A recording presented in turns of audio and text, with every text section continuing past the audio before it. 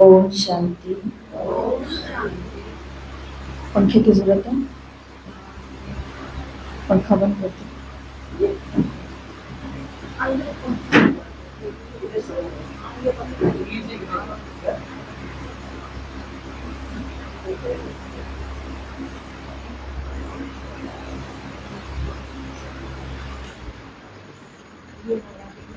बस कुछ नहीं चलाना।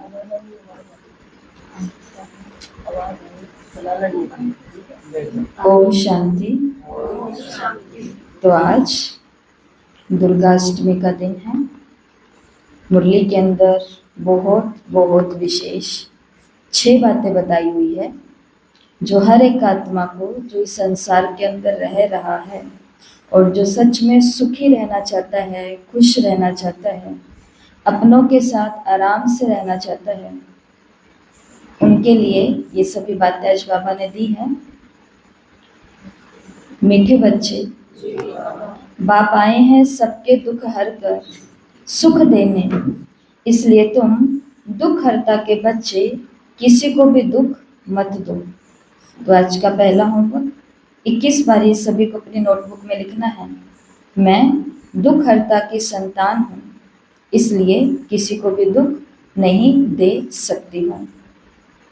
प्रश्न, ऊंच पद पाने वाले बच्चों की मुख्य निशानियां क्या होंगी? उत्तर, पहला, वे सदा श्रीमत पर चलते रहेंगे। दूसरा, कभी हट नहीं करेंगे। तीसरा, अपने आप को आपे ही राज तिलक देने के लिए पढ़ाई पढ़कर गैलप करेंगे। चौथा, अपने को कभी घाटा नहीं डालेंगे। पांचवा, सर्व के प्रति रहमदिल और कल्याणकारी बनेंगे। उन्हें सर्विस का बहुत शौक होगा। छठा, कोई भी काम तुच्छ नहीं करेंगे, लड़ेंगे झगड़ेंगे नहीं। ये किन की निशानी है? जो आत्माएं ऊंचा पद पाने वाली है। गीत, तूने रात गवाई सो के, दिन गवाया खा के, हीरे जैसा जीवन कोड़ी बनता जाए। ओम शांति। रूहानी बच्चे रूहानी बाप के सामने बैठे हैं। अब इस भाषा को तो तुम बच्चे ही समझते हो और कोई नया समझ न सके। हे रूहानी बच्चे, ऐसे कभी कोई कह न सके, कहना आएगा ही नहीं। तुम जानते हो हम रूहानी बाप के सामने बैठे हैं, जिस बाप को यथार्थ रीति कोई जानते नहीं। भले अपने को भाई भाई समझते हैं। हम सब आत्माएं हैं, परमात्मा एक है, परंतु यथार्थ रीति उसे जानते नहीं हैं। जब तक सन्मुख आकर के समझे नहीं, तब तक समझे भी कैसे? तुम भी जब सन्मुख आते हो तब समझते हो। तुम हो ब्राह्मण ब्राह्मणियां। तुम्हारा जैसे सरनेम ही है ब्रह्मावंशी, ब्रह्मा कुमार कुमारियां। शिव की तो सब आत्माएं हैं। तुमको शिव कुमार शिव कुमारी नहीं कहेंगे, ये अक्षर रॉन्ग है। कुमार हो तो कुमारी भी हो। शिव की तो सब आत्माएं हैं। कुमार कुमारी तब कहा जाता है जब मनुष्य के बच्चे बनते हैं। शिव के बच्चे तो निराकारी आत्माएं हैं ही। मूल वतन में सब आत्माएं रहती हैं, जिनको सालिग्राम कहा जाता है। यहाँ आते हैं तो फिर कुमार कुमारियां बनते हैं जिस्मानी शारीरिक रीति से। वास्तव में तुम हो कुमार, शिव बाबा के बच्चे। कुमारियां और कुमार तब बनते जब शरीर में आते हो। तुम बीके हो, इसलिए भाई बहन कहलाते हो। अभी इस समय तुमको नॉलेज मिली है। तुम जानते हो बाबा हमको पावन बनाकर ले जाएंगे। आत्मा जितना बाप को याद करेगी तो पवित्र बन जाएगी। आत्माएं ब्रह्मा मुख से ये नॉलेज पढ़ती हैं। चित्रों में भी बाप की नॉलेज क्लियर है। शिव बाबा ही हमको पढ़ाते हैं। ना श्री कृष्ण पढ़ा सकते हैं, ना श्री कृष्ण के द्वारा बाप पढ़ा सकते हैं, क्योंकि श्री कृष्ण तो है वैकुंठ का प्रिंस। ये भी तुम बच्चों को समझाना है। तो जब हम ये सुनते हैं या समझते हैं ब्रह्मा कुमारी इसमें आकर के कि कृष्ण हमें ये ज्ञान नहीं पढ़ा सकते, कृष्ण के द्वारा भगवान भी ये ज्ञान हमें नहीं पढ़ा सकते, तो इसका मतलब ये नहीं है कि कृष्ण की हम आलोचना कर रहे हैं। इसका मतलब ये है कि हम कृष्ण को बहुत ऊंचा दर्जा दे रहे हैं कि कृष्ण जैसा फर्स्ट प्रिंस, प्योर आत्मा इस नर्क की दुनिया में पैर भी नहीं रख सकती है। इतनी वो पवित्र आत्मा है, इसलिए वो यहाँ पर आएंगी नहीं, वो आएंगी वैकुंठ में। तो ये भी तुम बच्चों को समझाना है। श्री कृष्ण तो स्वर्ग में अपने माँ बाप का बच्चा होगा, स्वर्गवासी बाप का बच्चा होगा, वो वैकुंठ का प्रिंस है। उनको भी कोई जानते नहीं। श्री कृष्ण जयंती पर अपने अपने घरों में श्री कृष्ण के लिए झूला बनाते व मंदिरों में झूला बनाते। माताएं जाकर गोलक में पैसे डालती, पूजा करती। आजकल क्राइस्ट भी श्री कृष्ण मिसल बनाते हैं, ताज आदि पहनाकर माँ की गोद में देते हैं, जैसे श्री कृष्ण को दिखाते हैं। अब श्री कृष्ण और क्राइस्ट राशि एक ही है, वो लोग कॉपी करते।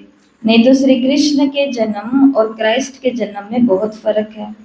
क्राइस्ट का जन्म कोई छोटे बच्चे के रूप में नहीं होता। क्राइस्ट की आत्मा ने जाकर उसमें प्रवेश किया, विष से पैदा हो न सके। आगे क्राइस्ट को कभी छोटा बच्चा नहीं दिखाते थे, क्रॉस पर दिखाते थे। ये तो अभी दिखाने लगे हैं। तो कौन सा दिखाने लगे? मरियम की गोदी में छोटा सा क्राइस्ट है, तो बाबा ने कहा ये भी इधर से कॉपी किया है। बच्चे जानते हैं धर्म स्थापक को कोई ऐसे मार न सके, तो किसको मारा? क्राइस्ट को नहीं मारा, तो किसको मारा? जिसमें क्राइस्ट की आत्मा ने प्रवेश किया था। तो धर्म आत्माएं ऐसे जन्म नहीं लेती हैं। जब वो धरती पर उतरती है, पहले से ही उसके किसी और शरीर का जन्म हो चुका होता है, जिसके अंदर पहले से ही कोई और आत्मा होती है। ये आत्माएं सीधा परम धाम से उतरती हैं और उन आत्माओं के अंदर प्रवेश करती है, अपना कार्य करती हैं। तो मारा किसको? जो आत्मा पहले से थी, उनको दुख मिला। सतो प्रधान आत्मा को दुख कैसे मिल सकता? उनसे ऐसे क्या कर्म हुए जो दुख भोगे? आत्मा ही सतो प्रधान अवस्था में आती है, सबका हिसाब किताब चुकतू होता है। इस समय बाप सबको पावन बनाते, वहां से सतो प्रधान आत्मा आकर दुख भोग न सके। आत्मा ही भोगती है ना। आत्मा शरीर में है तो दुख होती है, आत्मा शरीर में है तो दुख होता है। मुझे दर्द है ये किसने कहा? इस शरीर में कोई रहने वाला है। वो कहते हैं परमात्मा अंदर है, तो ऐसे थोड़े ही कहेंगे कि हमको दुख है। सर्व में परमात्मा विराजमान है, तो परमात्मा कैसे दुख भोगेंगे? तो दुख कौन भोग रही है? दुख कौन भोग रही है? आत्माएं या अंदर बैठा हुआ परमात्मा? ये अंदर बैठा हुआ भगवान दुख भोग रहा है, आत्मा भोग रही है। ये आत्मा ही पुकारती है, हे परमपिता परमात्मा हमारे दुख हरो।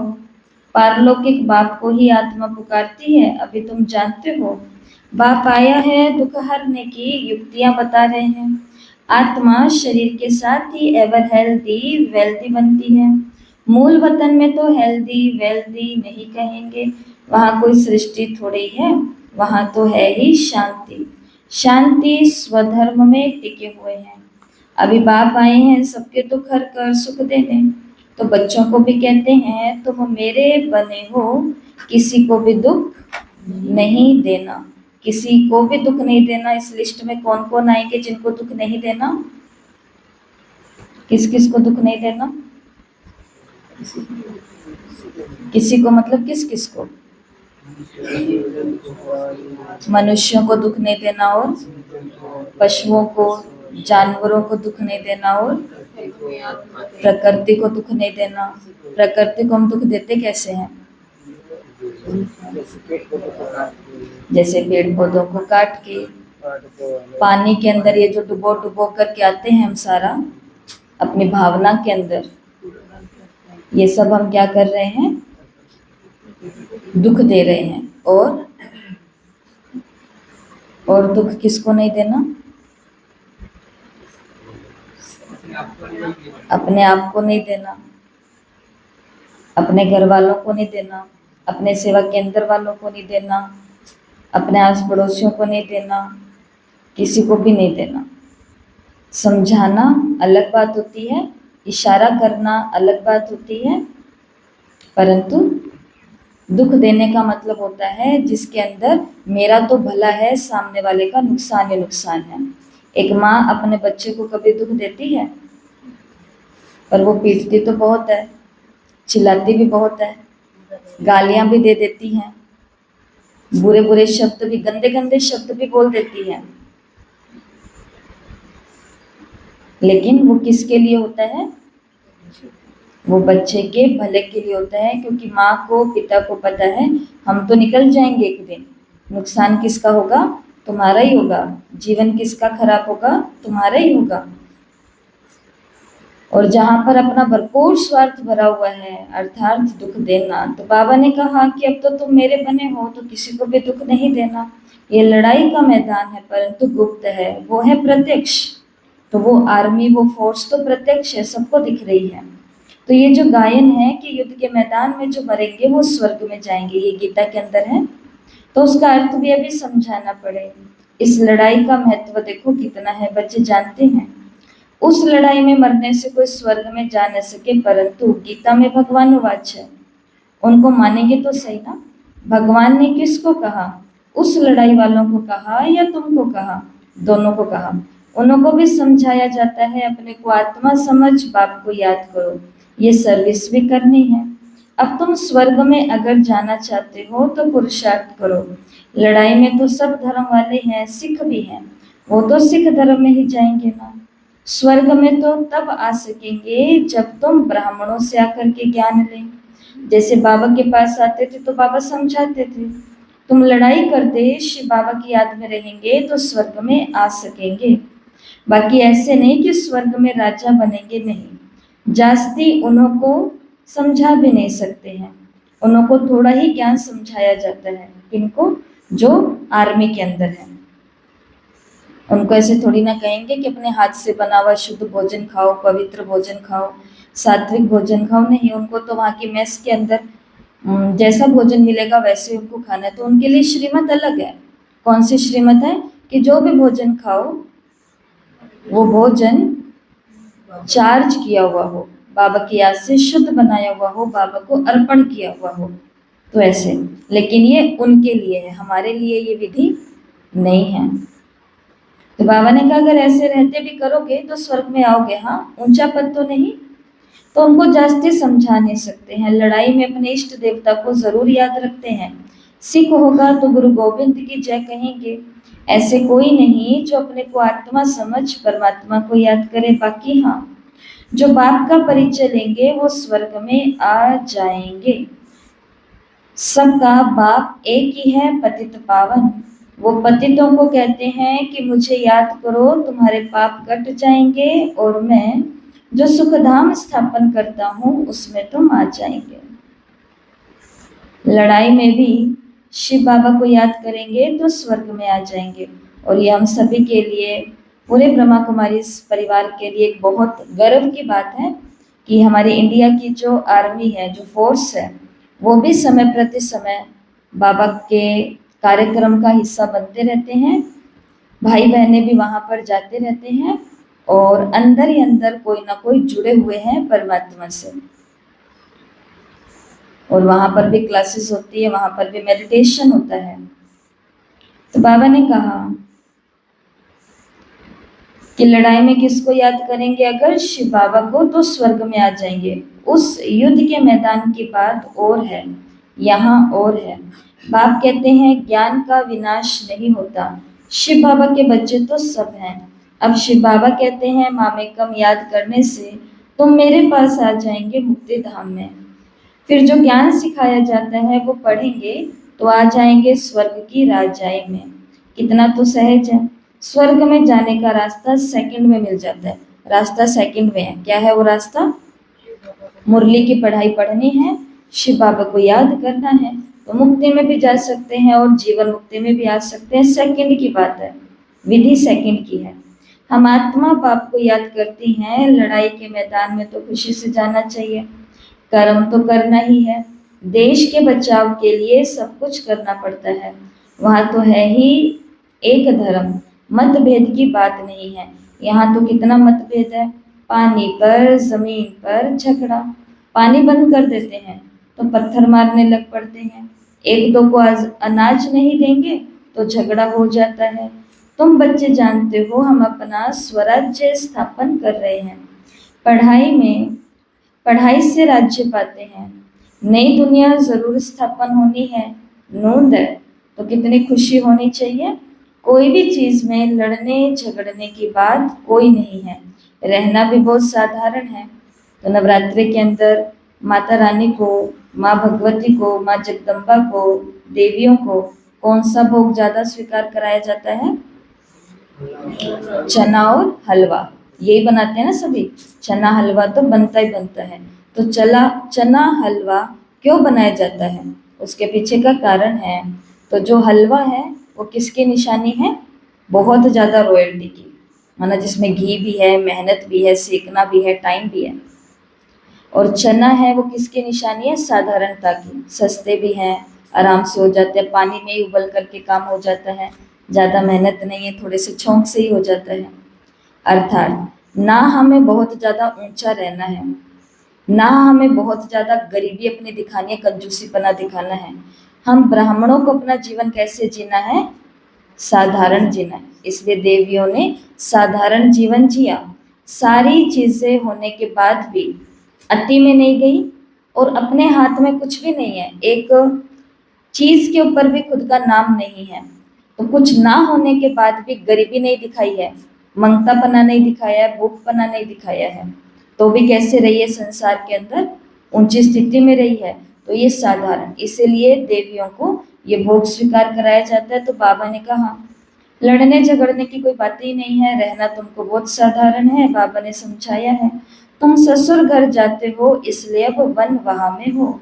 वन वहां में जब कोई होता है तो कैसे रहते हैं? सीता शादी करके आए और एकदम ऊपर से नीचे तक सजे सजाए कपड़े, सोना चांदी, सब कुछ बहुत सुंदर। लेकिन जैसे उन्होंने निर्णय लिया कि मैं भी आपके साथ, राम जी के साथ मैं भी वनवाह में जाऊंगी, तो आगे से राम जी बोलते हैं कि तुमको क्या जरूरत है, ये तो मेरे को मिला है, वनवास तो मुझे मिला है 14 साल का, तुम तो अभी अभी आए हो, तो तुम आराम से यहाँ पर हो। तो सीता ने कहा नहीं, जहाँ आप हो वहीं मैं जाऊंगी। और उसी घड़ी, उसी पल, उसी समय, उसी सेकंड अपना सब जेवर उतार दिए, सारे के सारे वो रॉयल्टी वाले जो वस्त्र थे वो उतार करके वनवाह वाले, एक वनवासी वाले वस्त्र धारण कर लिए। तो शिव बाबा भी कहते हैं लड़ाई झगड़ा उन बातों पर होता है जहाँ पे हमें चाहिए चाहिए चाहिए। बाबा ने कहा तुम्हें कुछ पहनना तो है नहीं, 4 जोड़ी तुम्हें ये कपड़े चाहिए, ऊपर से खाने के लिए 2 टाइम की रोटी चाहिए। बाबा ने कहा वो सारा प्रबंध इतना तो भगवान के घर में होता ही है। तो इसलिए बाबा ने कहा कि वनवाह में रहना है, फिर तो ससुर घर में जाना ही है। सभी आत्माएं जाएंगी, शरीर थोड़े ही जाएंगे, शरीर का अभिमान यहाँ ही छोड़ देना है। हम आत्मा हैं, 84 जन्म अब पूरे हैं। जो भी भारतवासी हो बोलो भारत स्वर्ग था, अब तो कलयुग है। कलयुग में अनेक धर्म हैं, सतयुग में एक ही धर्म था, भारत फिर से स्वर्ग बनना है। समझते भी हैं कि भगवान आया हुआ है, आगे चल भविष्यवाणी भी करते रहेंगे, वायुमंडल देखेंगे ना। तो बाप बच्चों को समझाते हैं बाप तो सभी का ही है, हक सभी का है। बाप कहते हैं मैं आया हूँ और सबको कहता हूँ मामेकम याद करो तो विकर्म विनाश होंगे। तो बाबा हमको सबसे अच्छा तरीका समझाते हैं कि और कुछ नहीं होता तो कम से कम मेडिटेशन तो हम सीखें, ऐसी वो विद्या तो सीखें जिसके साथ में हम अपने जन्म जन्मांतर के किए गए पापों का, विकर्मों का नाश कर सकें। अभी तो मनुष्य समझते हैं कभी भी लड़ाई हो सकती है, ये तो कल भी हो सकती है। लड़ाई जोर भरने में देरी थोड़ी ही लगती है, परंतु तुम बच्चे समझते हो अभी हमारी राजधानी स्थापन हुई नहीं है तो विनाश कैसे हो सकता है। अर्जुन, बाप का पैगाम ही चारों तरफ कहाँ दिया है। पतित पावन बाप कहते हैं मुझे याद करो तो विकर्म विनाश होंगे। ये पैगाम सबके कानों में जाना चाहिए। भले लड़ाई लगे, बॉम्ब्स भी लग जाएं, परंतु तुमको निश्चय है कि हमारी राजधानी जरूर स्थापन होनी है, जब तक विनाश नहीं हो सकता। विश्व में शांति कहते हैं ना, विश्व में वॉर होती है तो विश्व को खत्म कर देंगे। ये है विश्वविद्यालय, सारे विश्व को तुम नॉलेज देते हो। बाप ही आकर के सारे विश्व को पलटाते हैं, अर्थात परिवर्तन करते हैं। वो लोग तो कल्प की आयु लाखों वर्ष कह देते, तुम जानते हो इसकी पूरी आयु 5000 वर्ष है। कहते क्राइस्ट से 3000 वर्ष पहले हेवन था। इस्लामी बोधियादि सबका हिसाब किताब निकालते, उनमें पहले दूसरे नंबर का कोई नाम है नहीं। तुम अंगे अक्षरे बता सकते हो, हर चीज हम डेट वाइज टाइम वाइज बता सकते हैं। तो तुमको कितना नशा चाहिए? झगड़ने आदि की तो बात ही नहीं है। झगड़ते तो वो हैं जो डैश है। कौन झगड़ते हैं? अनाथ। बाबा ने कहा झगड़ते तो वो हैं जो निधन के हैं, अर्थात जिसके ऊपर कोई धनी धोरी नहीं होता है। वो सारा दिन बैठ करके क्या काम करते हैं? लड़ना झगड़ना। लेग पुलिंग आजकल ये बहुत चल रहा है। बच्चे जो डिप्रेशन में जा रहे हैं, बच्चे जो सुसाइड कर रहे हैं, बच्चे जो अपना नुकसान गलत आदतों में गलत चीज़ों में जा रहे हैं, उसका बहुत बड़ा कारण है क्या है? टांग खिंचाई करना, अर्थात किसी को किसी के स्वमान से नीचे लेकर के आना।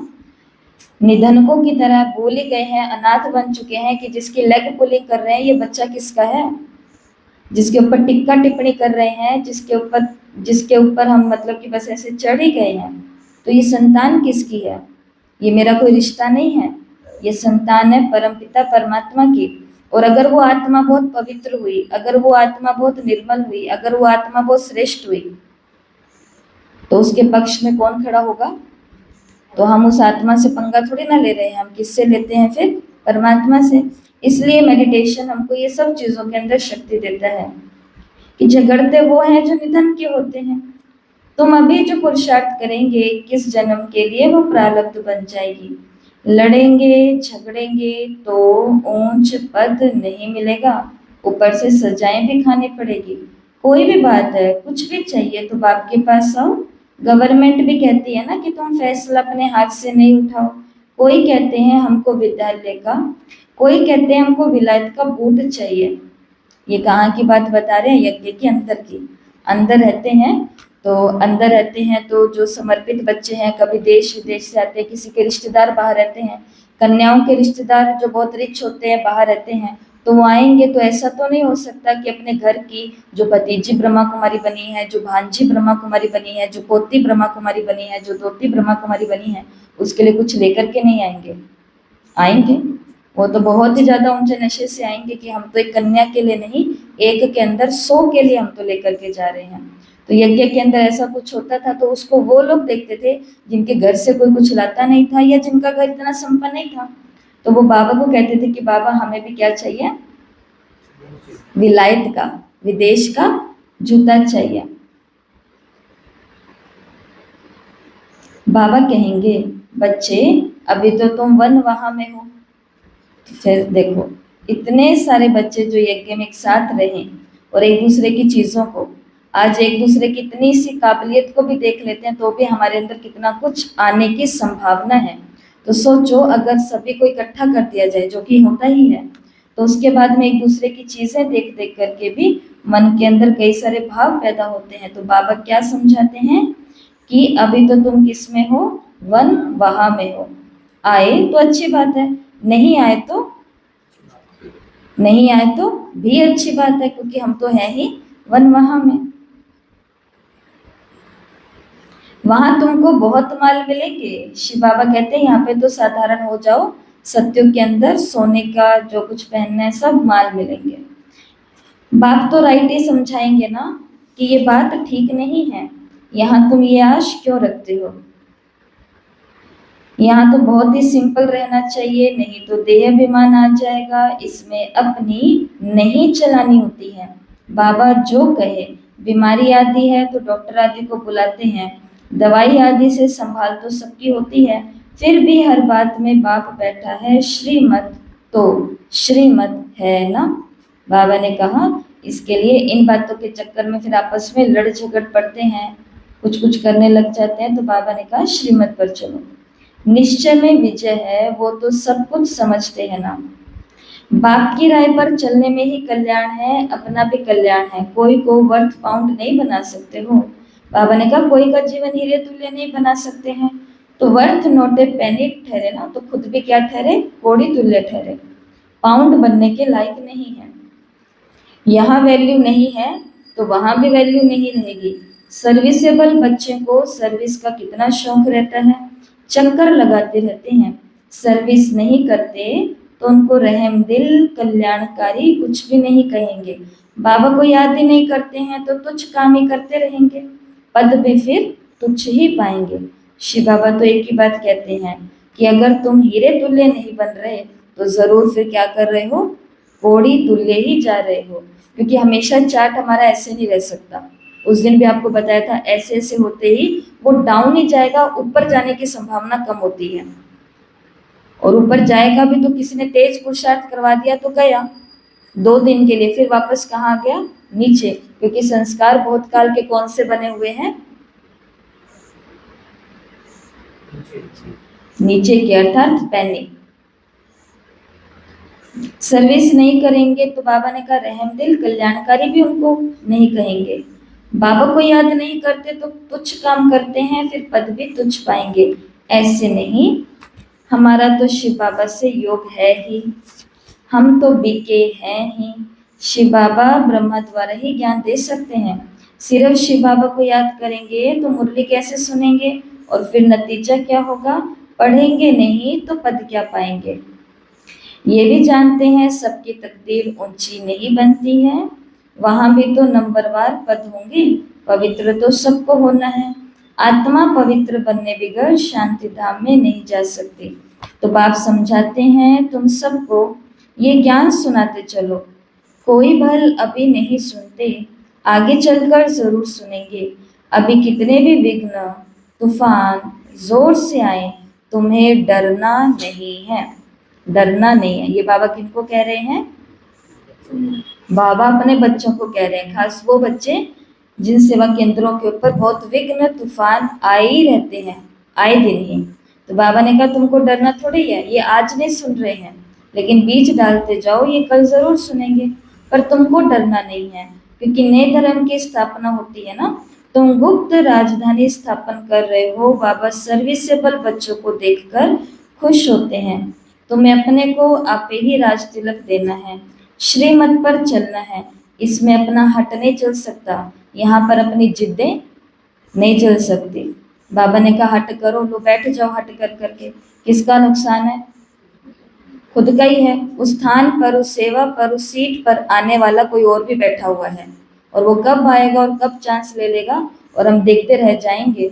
और उस दिन की अव्यक्त मुरली में बाबा ने क्या कहा कि विनाश के समय कुछ होंगे जो केवल देखते ही रह जाएंगे, उनकी लाइन ही नहीं आएगी, नंबर ही नहीं आएगा, क्योंकि ये वास्तव में भी जब समय था तब भी क्या कर रहे थे, देख ही रहे थे। देखते हैं हमारे बिना इनका कैसे चलता है, देखते हैं कब तक हमको ये बुलाते हैं, देखते हैं कब तक हमको ये सुनाते हैं, देखते हैं कब तक ये बन जाते हैं, देखते हैं। बाबा ने कहा अंत में वो भी देखते ही रह जाएंगे।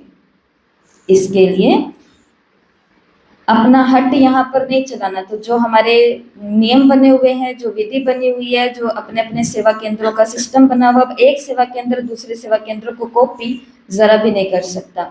अपने कई सारे भाई बहनें हैं जो विदेशों के अंदर रहते हैं, तो किसी ने टाइम पूछा कि वहाँ पर हम ऐसे ऐसे टाइम पर हर गुरुवार हम चले जाया करेंगे, तो उनको बोला कि विदेश के अंदर हमारे इंडिया के जैसा रिवाज नहीं है।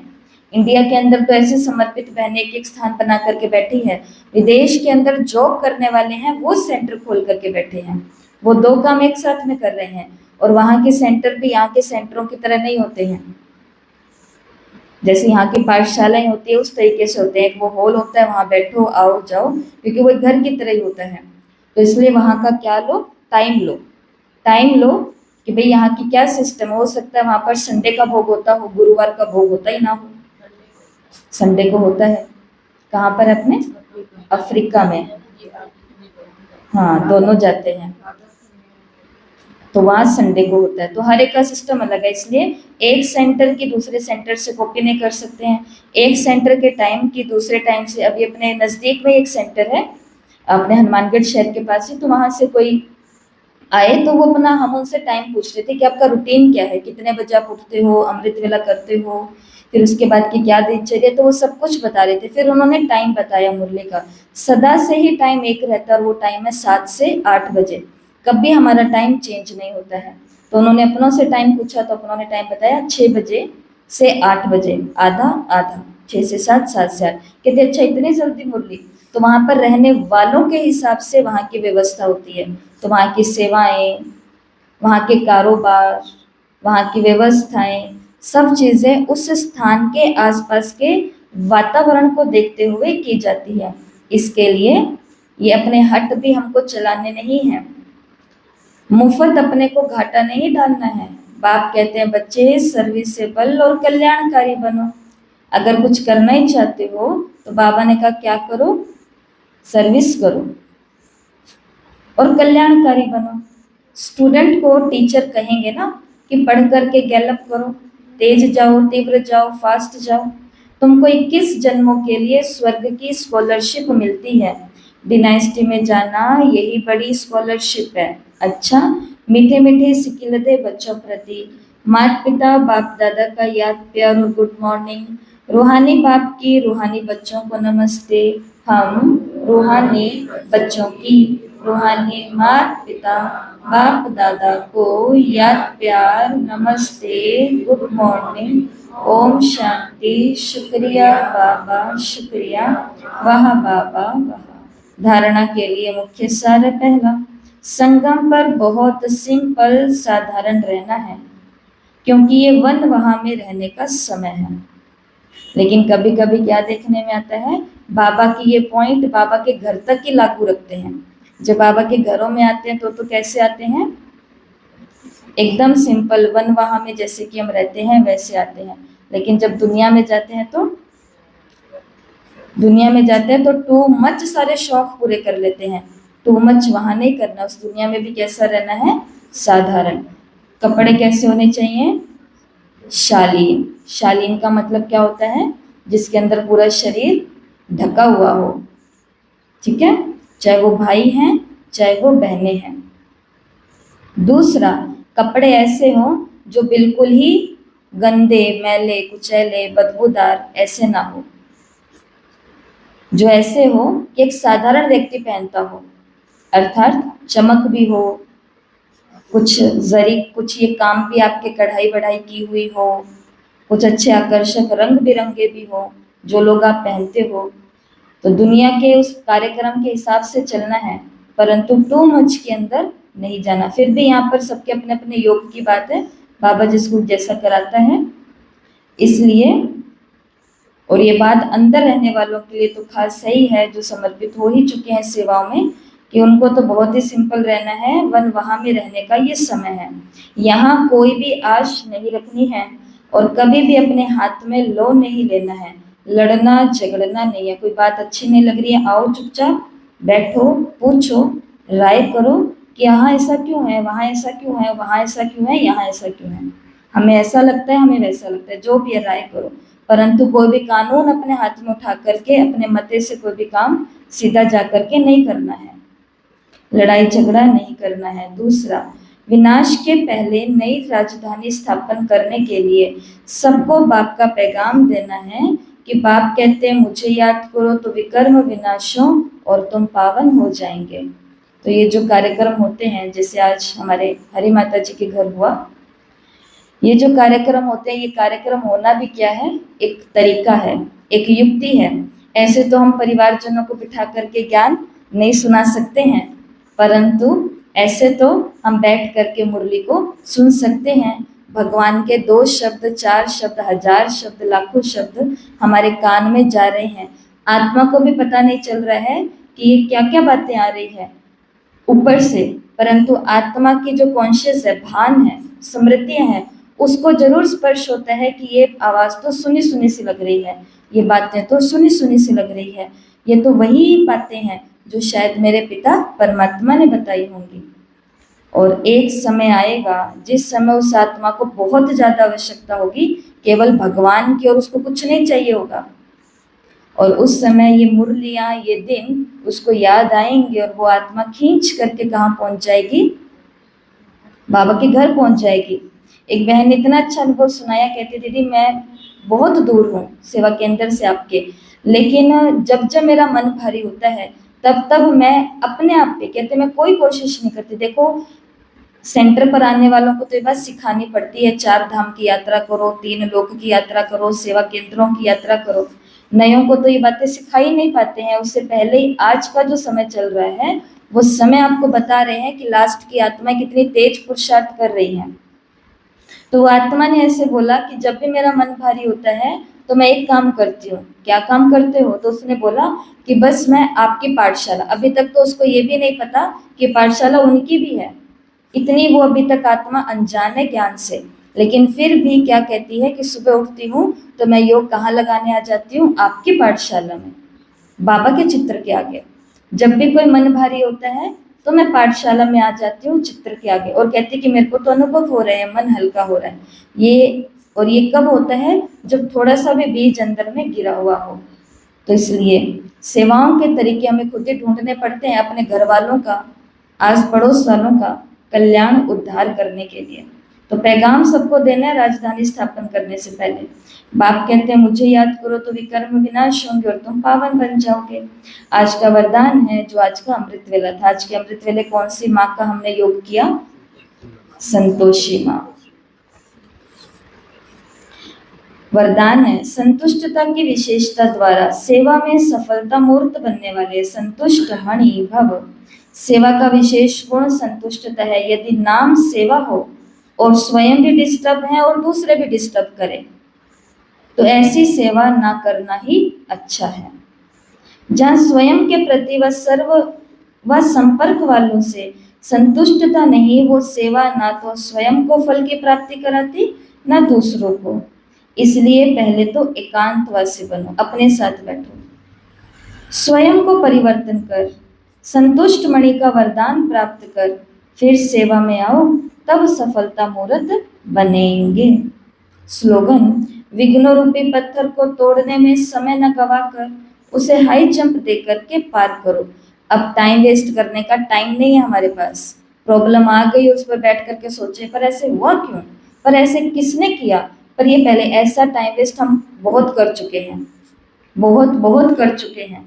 लेकिन अब समय है हाई जंप लगाने का। अर्थात प्रॉब्लम आई, समस्या अब आ गई तो आ गई मुसीबत, अब इसका समाधान क्या है? सोचो, करो और आगे निकलो।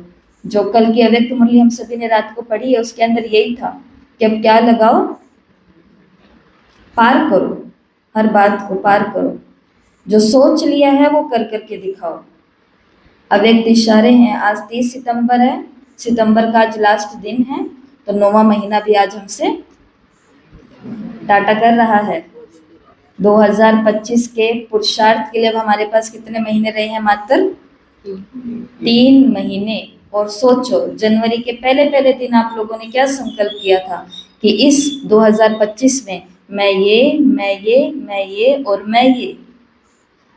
तब वो काम को कंप्लीट करने के लिए हमारे पास समय बहुत कम है। तो आज लास्ट इस महीने के अव्यक्त इशारे हैं। अब लगन की अग्नि को प्रज्वलित कर योग को ज्वाला स्वरूप बनाओ। ज्वाला स्वरूप याद के लिए मन और बुद्धि दोनों को एक तो पावरफुल ब्रेक चाहिए और मोड़ने की भी शक्ति चाहिए। इससे बुद्धि की शक्ति व कोई भी एनर्जी वेस्ट ना होकर जमा हो जाएगी। जितनी जमा होगी उतना ही परखने की और निर्णय करने की शक्ति बढ़ेगी। डिसीजन मेकिंग पावर, हाथों हाथ डिसीजन लेने पड़ते हैं जीवन के बड़े बड़े। इसके लिए संकल्पों का बिस्तर बंद करते चलो, अर्थात समेटते चलो। तो पेटी बिस्तरे को अब क्या करना है? समेटना है। पेटी के अंदर से भी सब सामान बाहर बिखरा हुआ है और बिस्तर भी पूरा फैला हुआ है। तो सामान को अंदर और पेटी को, ये बिस्तर को क्या कर दो? समेटना है, बंद करना है। तो एनर्जी भी वेस्ट नहीं होगी, टाइम भी वेस्ट नहीं होगा। ठीक है?